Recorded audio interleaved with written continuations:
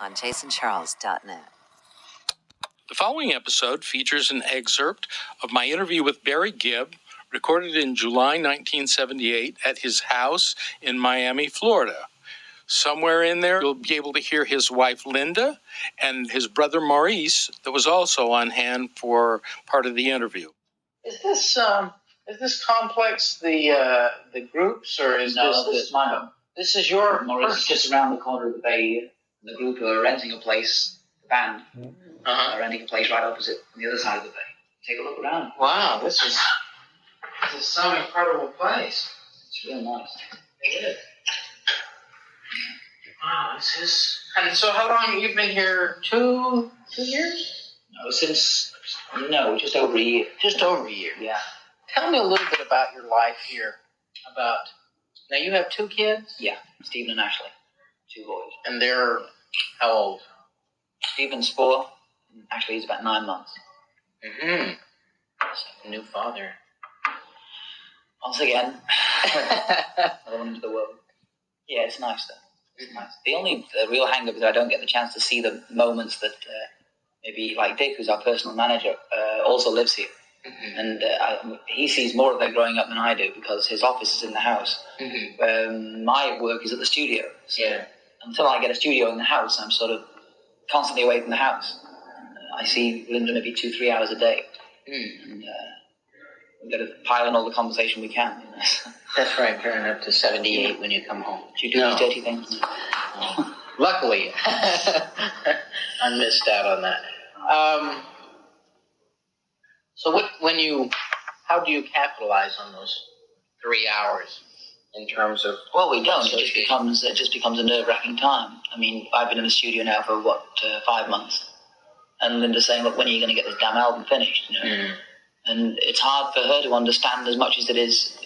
You know, she can't understand any more than me why the sudden great expectations from everybody, the great demand to come up with an album or to come up with something incredible. And because when we did Saturday Night Fever, we weren't really sure we had hits anyway.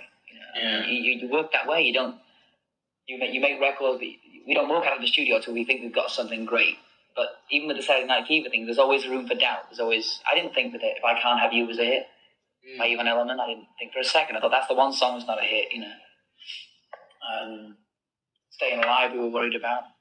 We didn't think any of these songs were disco. I mean, we didn't write disco. We never really did write disco. The only disco song we ever wrote was You Should Be Dancing. And we thought, well, that'll make them dance. It's great. To make people happy, they'll dance to it. We never really continued the disco line. And Robert said, write this music for this film. We never saw a script. We never knew that it was really based on disco. We thought it was about a bunch of guys who lived in New York but had a tough time growing up. And we didn't really think that the whole thing was going to be sold based on disco. And Staying Alive and Saturday Night Fever weren't disco to us. The Night Fever, I figured, well, people might be able to move around to that. But we weren't thinking of people dancing to them. Staying Alive turned out to be a disco record that really fooled me. I never even thought it was a disco record. Because the rhythm is different than other disco records. Right. In the actual creation of Saturday Night Fever, what role did... Yeah, well, it's all very loose. First of all, Robert's a genius at putting packages together. He takes things, people bring him all kinds of packages, and he says, fine, send that out. That's great. You know. And the Saturday Night Fever thing came in bits and dribs and drabs. He sort of said, we're making a film. He rang me when I lived in the Isle of Man, which is in the Irish Sea somewhere. And before we moved here. And he said, give me a title for a film I'm making. If you can give me a title that you can write the music with the same title, we're onto a really good thing. And I said, what do you want to? What is the film at the moment? He said, well, it's actually called Tribal Rights of a New Saturday Night, which is Nick Cannon's article. I thought, well, for me, I said, you can't use that title. It's weird. You know, I said, it might be nice, but short and simple is to sell a thing like that. I didn't know what kind of film it was. He said it was about a bunch of guys living in New York.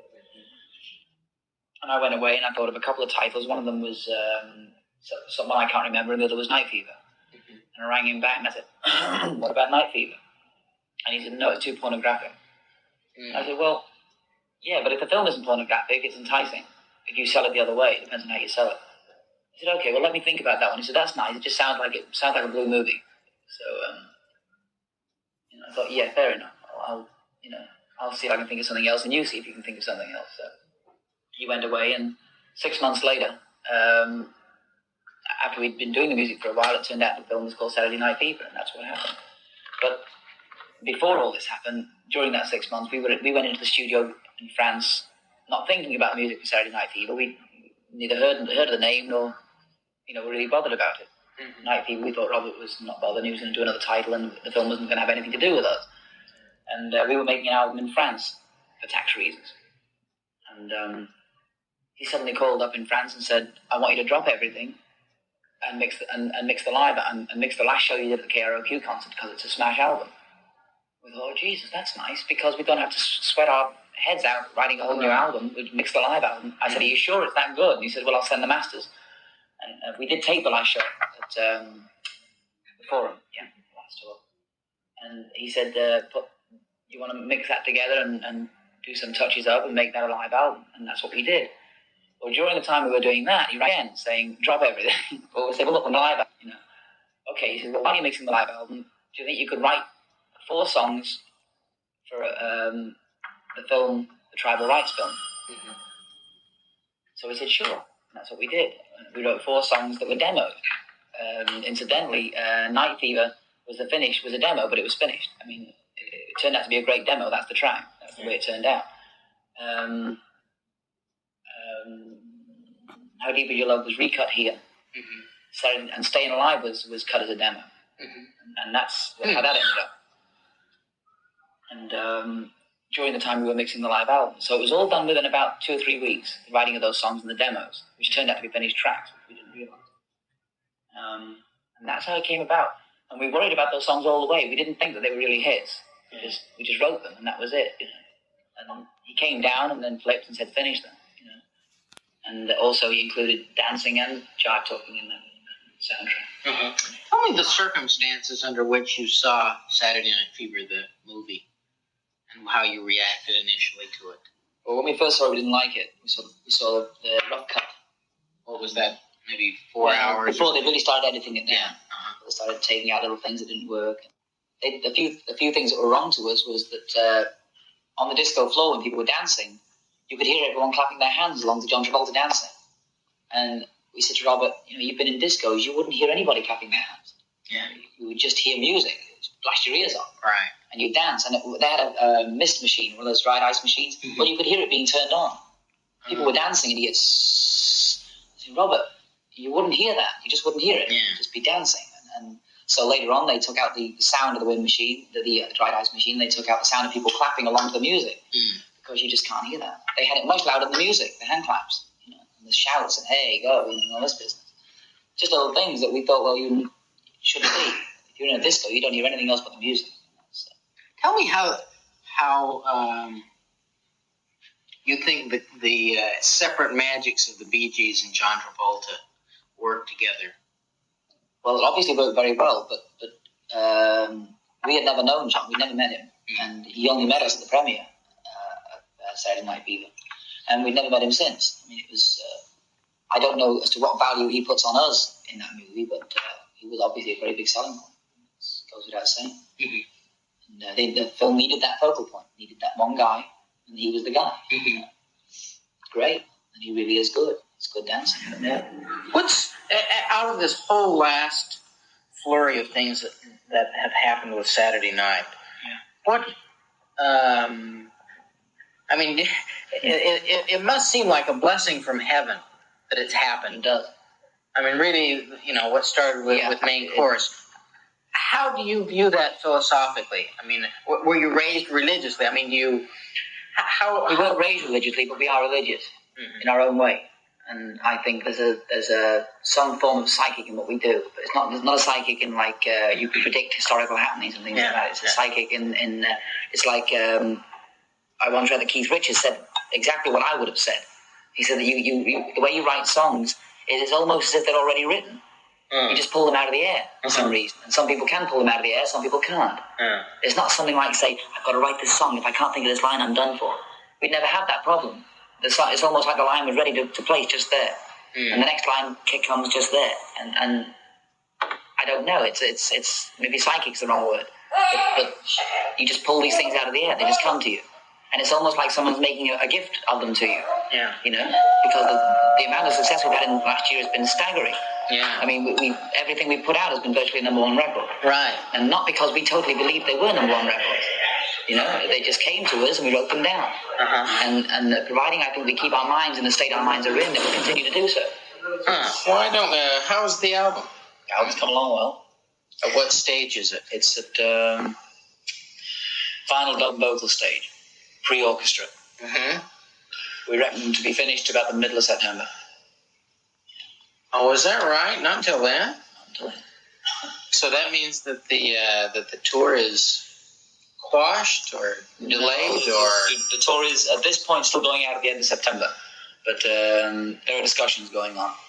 You know, I don't know what's going to happen, but we're not about to pull out of the album to go on tour, so you know, I don't know what's going to become of that. Sure. How long have you actually been in the studio working? Since beginning of March. Wow. Well, actually, the thing that I found is that it pays off when you take time on an album. Well, you know, you can imagine the pressure. It's really ludicrous. Yeah. I mean, we've never made an album under these conditions. You know, Yeah. with everyone saying, "What are you doing?" Before, nobody ever asked what we were doing. You know, so it was interesting.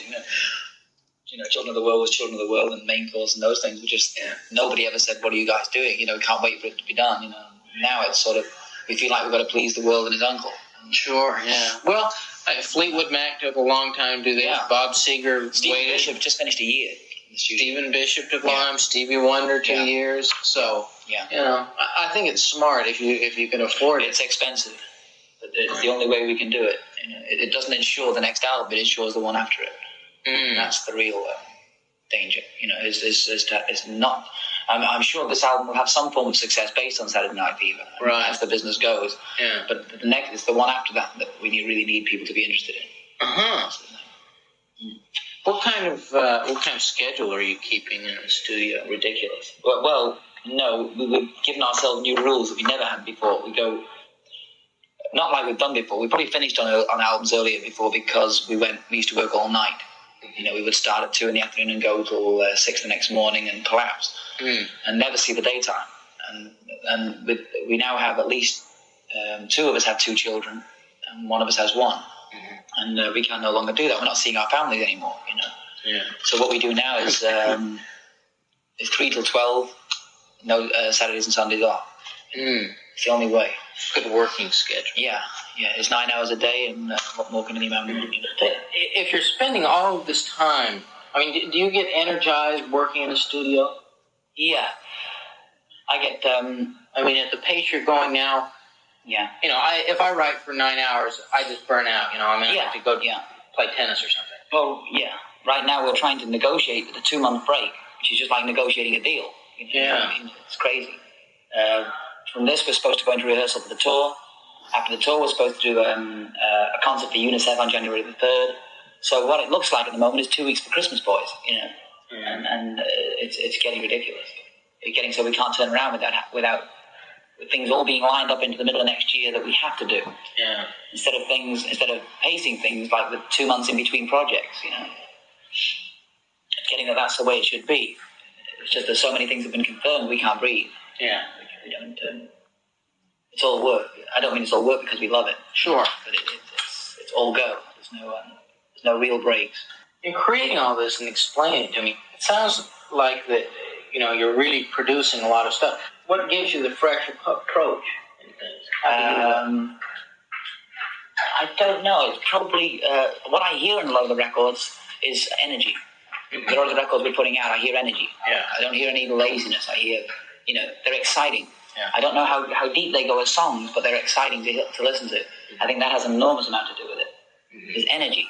You know, and I think when you put energy into a record, you're talking about hit records. I just think it's an ability, not necessarily an ability to predict happenings, but an ability to just pull things out of a hat and do it. It's a psychic thing. I don't know how else to describe it. Yeah. Are there any of you that like being in the studio more than the others? Yeah, me. You do? Yeah. I co-produce with Albie and Carl on other projects. Yeah. Albie and Carl are sort of co-producers. And when we're not doing the BeeGees, or when we're doing the BeeGees, everybody takes a part. The BeeGees also produce. Yeah. But when the BeeGees are not in the studio, then I do other projects like Samantha Sang or a new girl, Terry Desario, which I'm looking to do action this weekend. Andy, of course, we produce Andy. And That's the three of us, me and Albie and Carl. It's great. I love it. It's just time consuming. It consumes everything. Yeah. How do you like producing, working in a studio as opposed to the thrill of live performance? Has that sort of lost its edge? I mean, in some ways, you almost seem to be avoiding going on tour. I mean, because I'm sure that's a real grind at this stage in your life. Yeah, but it's going to be such an exciting tour that it's something we're all looking forward to. There's another side to it. Yeah. We do enjoy being in the studio more because we are in the studio more than touring. Touring is sort of an event that you do maybe every year or so, and you enjoy it when you do it. Linda loves to travel. We all love to travel and doing that. But we enjoy the creativity of the music. Mm-hmm. That's where the buzz is. I mean, that's you can't tour, you can't do any of those other things without successful music. Right. We that's where our first love is. We spent a lot of years in the studio, learning and picking up things as we've been along. We just do it. Is the thrill that has come as a result of all of this, obviously money? There's no end to the amount that you can enjoy that sort of reward. But sure, what security? That's nice. Sure, but what beyond that has been real rewarding out of this? I mean, obviously there's been some pains. I mean, you've got to put a sign on your gate that they're dogs. Well, to be honest, the sign was there before we moved in. I mean, we just thought, we'll leave that there. It's sort of deterrent for the wrong kind of people. Right. But I mean, there are obviously drawbacks as well that come with this. I mean, you're like you said, the amount of pressure that you're under to produce another zillion sellouts. Personal drawbacks is that people, even though people real close to you, treat you differently than they would have a year ago or 2 years ago. People who are your real close friends start to speak to you with reservations. And I don't know how to put that into words, but they do speak to you differently than they did 2 years ago. Sure. And it's strange. Really strange. Those are drawbacks, because people don't treat you like the average guy, or the average, which is what we are. We're just people who have had success writing songs. And people stop treating you like that. They treat you like as But it isn't a common occurrence, you must admit. I know, it's staggered us too. Yeah. Well, I suppose that's a fairly common thing. I mean, you don't change the people think you do. You do. Everybody does. Yeah. You give that success to everybody, and they'll all change to a degree. Yeah. But their friends and people around them change a lot more, because they immediately assume that you've changed more, and you haven't. You changed a little, and you're more wealthy, or you're more. You walk a little taller, or you feel a little prouder, or you treat people a little differently than you might have. Had you not had the success. But, apart from that, we're still just as scared as we ever were. The success comes and goes, I mean, it's like Telly Savalas playing Kojak. His words were, "The bubble will burst." And it did. When he was Kojak, he was the world, the top. Yeah. And now it's just another detective show. Do you feel like that? I mean, having had the bubble burst once, I mean, you feel sort of impending doom? No. But we have a fear of failing, and that's what drives us on. But the Bee Gees have got to go somewhere. The Bee Gees can't just stay here making records. Our whole idea is to go from here to somewhere else again. From here to the Bee Gees' own record label. From the Bee Gees' own record label to the Bee Gees Film Company. And that's where the Bee Gees are going. And make no bones about it. We're not just... These things are already being planned. They're already in the works. And, hopefully one day the Bee Gees kind of organization that the Bee Gees are forming right now will be bigger than the Bee Gees were as a group. And that's what we're after. We don't want the Bee Gees to end up as a Las Vegas headlining show in 10 years' time. It mustn't happen to us.